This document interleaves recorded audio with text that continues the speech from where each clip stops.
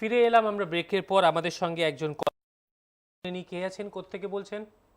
হ্যাঁ, আমি সুদীপ বাসু, শিবপুর থেকে বলছি। হ্যাঁ সুদীপ, আহ, বলুন। হ্যাঁ হ্যাঁ, আমি তো পার্সোনাল ডিটেলস গুলো আগে দিয়ে দিই একটু আগে আপনার বয়স সুবিধার থেকে জন্য। শুরু করুন। হ্যাঁ হ্যাঁ, আমার বয়স হচ্ছে 28 বছর মতো আর কি। হ্যাঁ হ্যাঁ। আমার ইনকাম হচ্ছে 25,000। আহা। এক্সপেন্ডিচার ওই 7.5-8 মতো। আচ্ছা। আচ্ছা, বাড়ি আর কি নিজের নিজের মানে আর কি বাবার আর কি। পৈতৃক তো বাড়ি। সেই পৈতৃক বাড়ি, সেই সূত্রে আমার আর কি। ওয়ান্ডারফুল। হ্যাঁ, আর ডিপেন্ডেন্ট আমার উপর ধরুন বাবা মা এবং এই সব মিলিয়ে ধরুন 4 জন বলতে পারেন। আচ্ছা। আর জরুরি তহবিল মানে সেভিংসে মোটামুটি এই মুহূর্তে 80,000 টাকা মতো আছে। ওকে। এবার আর কি ইনফরমেশন গুলো দরকার বলুন। এবার ইনভেস্টমেন্ট বলুন, আপনার ইনস্যুরেন্স কি আছে, আপনার কোথায় ইনভেস্টমেন্ট আছে? ইন্স্যুরেন্স আমার আছে, অফিস থেকে করানো সেটা। হ্যাঁ। আর মানে অন্য যেগুলো লাইফ টার্ম ইন্স্যুরেন্স একটা আছে, একটা এন্ডাওমেন্ট প্ল্যানেও রয়েছে। আচ্ছা, আর কত দুটো আপনার মিলিয়ে, মোটামুটি কভারেজ? হ্যাঁ দুটো মিলিয়ে 3 লাখ টাকা মতো প্রিমিয়াম। 3 লাখ টাকা প্রিমিয়াম না 3 লাখ টাকা কভারেজ? না না, সরি ভুল বললাম, হ্যাঁ 3 লাখ টাকা কভারেজ। হ্যাঁ। দুটো মিলিয়ে, টার্ম এবং এন্ডাওমেন্ট মিলিয়ে আর কি। হুম হুম হুম। আর এছাড়া ধরুন আর মানে কোথাও কিছু? এফডি তে রয়েছে আরো 1 লাখ টাকা। আচ্ছা।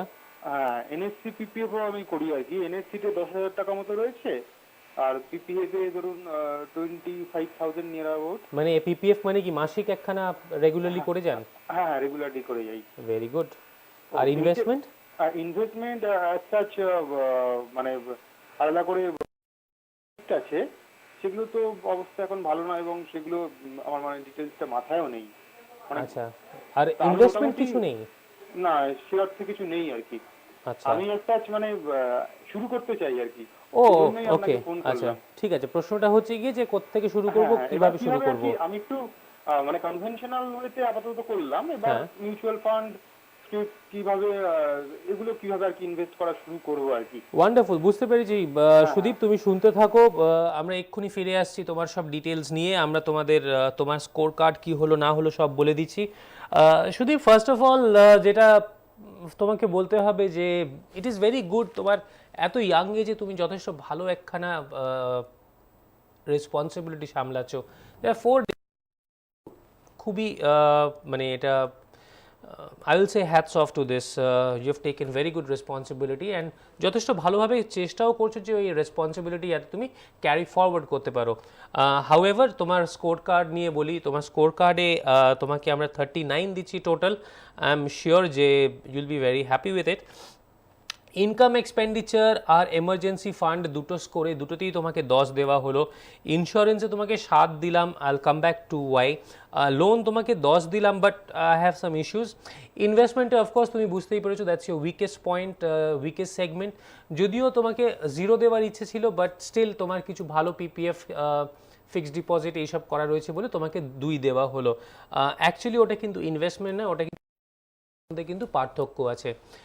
ইনকাম এক্সপেন্ডিচারে তোমার যেটা আছে, তোমার 4 জন, তুমি প্লাস 4 জন ডিপেন্ডেন্ট, তুমি 8,000 টাকা খরচা করছো in spite of having your own বাড়ি। I I I wonder Sudip, এটা কি কোনো আন্ডার রিপোর্টিং হয়েছে? যদি না হয়, মানে যদি হয়ে থাকে, I will be worried, because দেখো জিনিসটা কিন্তু আমরা অনেক সময় কি ইস্যুসগুলো যেটা হয় সেটা হচ্ছে গিয়ে যে কয়েকটা ফ্যাক্ট থাকে, ওটা আমরা হয়তো একটু ওয়াটার ডাউন করে বলার চেষ্টা করি, বা নিজেরা হয়তো রিয়েলাইজ করতে চাই একটু ওয়াটার ডাউন ভার্জনে, which is always not a good idea.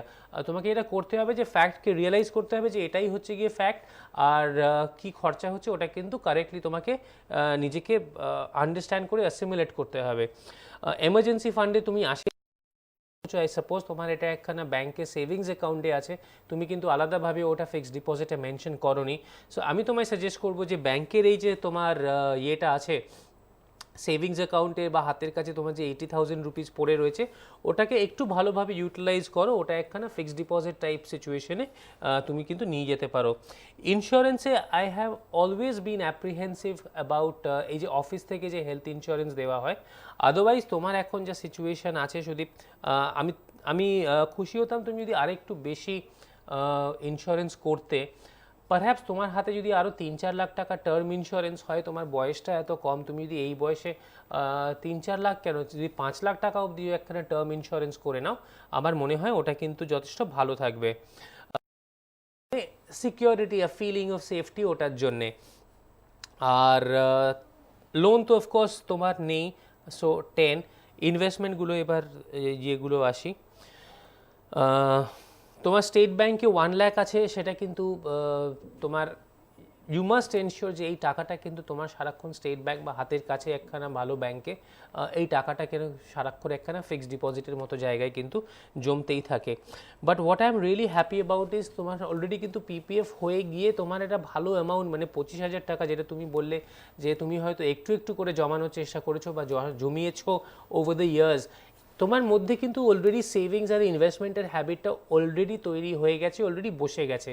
তোমাকে এটা দেখতে হবে, সেটা হচ্ছে গিয়ে টু এনশিওর যে হ্যাবিটটা রয়েছে এটাকে কিন্তু আরও নার্চার করা। আর সেই নার্চারটা করবে কি করে, নেক্সট 5 বছরের জন্য তোমাকে যেটা করতে হবে সেটা হচ্ছে গিয়ে পিওর এসআইপি মেকানিজমে তুমি কাজ করো। তুমি যেটা টার্ম ইন্স্যুরেন্স যেটা বললাম, সেই টার্ম ইন্স্যুরেন্সটা তুমি নাও। প্রবাবলি তুমি যদি 5 লাখ অ্যাফোর্ড তো ডেফিনেটলি করতে পারবে তোমার যা ডিসপোজেবল আছে। আর এসআইপি রুট থেকে তুমি কয়েকটা বেসিক ফান্ডের মধ্যে ইনভেস্টমেন্ট শুরু করো। এখন থেকে তুমি যদি নেক্সট 5 ইয়ার্সে প্ল্যান করো, প্রবাবলি তুমি হয়তো দেখবে যে তোমার এসআইপি 5 বছরের মধ্যে তোমার যখন মেয়াদটা শেষ হবে, তখন হয়তো মার্কেট উই আর হোপফুল যে ওখানে 25,000 30,000 হু নোজ, প্রবাবলি হয়তো তার উপরেও হতে পারে। সো তোমার জন্য ওটা কিন্তু একখানা এগ্রেসিভলি ম্যানেজ ফান্ডে, যেরকম তুমি নাম ফান্ডগুলো বলে থাকি, সেটা হচ্ছে গিয়ে আমি তোমাকে 3টে ফান্ড বলবো, what ever be the amount, at least 2,000 2,500 করে তুমি যদি 2,000 করেও যদি রাখো 6,000 টাকা মাসে, তাহলেও কিন্তু তোমার বাকি সিকোয়েন্সের সাথে খুব বেশি ধাক্কা খাবে না। কয়েকটা ফান্ড হচ্ছে গিয়ে আমাদের খুবই প্রিয় ফান্ড, যেটা আমরা আগের কলারকেও বললাম, রিলায়েন্স রেগুলার সেভিংসের মতো একখানা ফান্ডে তুমি রাখতে পারো, সুন্দরম সিলেক্ট ফোকাসের মতো একখানা ফান্ডে তোমার রাখা উচিত, আর ডিডাব্লিউএস আলফা ইকুইটির মতো তোমার একখানা ফান্ডে রাখা উচিত। তোমার যদি মনে হয় যে না আমি একখানা একটা বড় বৃহৎ সাইজ একখানা ফান্ডের মধ্যে রাখতে চাই, তাহলে আমি তোমাকে সাজেস্ট করবো যে এইচডিএফসি ইকুইটির মতো একখানা ফান্ডে you can probably think of as a viable option. তো তোমাকে 4খানা ফান্ডের নাম বললাম, DWS alpha, Reliance regular saving, focus. যদি এই 3টের বাইরে তুমি একখানা ফান্ডে যেতে চাও, আমি তোমাকে 4th ফান্ডটার নাম বললাম এইচডিএফসি ইকুইটি। তুমি এর মধ্যে 2,000 টাকা করে যদি এখন রাখো, আর যদি তুমি টার্ম ইন্স্যুরেন্সটা করে নাও, আর তোমার যদি হেলথ ইন্স্যুরেন্সটা হয়ে যায়, তোমার টোটাল যেটা আউটগো হবে আমার মনে হয় না ইট উইল বি মোর দেন 11,000। তার থেকে কিন্তু অনেক বেশি তোমার ডিসপোজেবল পড়ে রয়েছে। ইউ হ্যাভ গট রাফলি 16,000 অফ ডিসপোজেবল।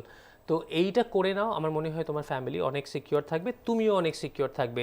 যাই হোক, আমাদের হাতে কিন্তু একেবারে সময় নেই, আজ আমরা আর কোনো কলার নিতে পারছি না। আপনারা আমাদের ফোন করুন, মানডে টু ফ্রাইডে আমাদের ফোন করতে পারেন 65451465-এ। আপনারা যারা চান আমাদের ইমেল পাঠাতে 16anaprofit@myplexus.com-এ আপনারা আপনাদের পারেন।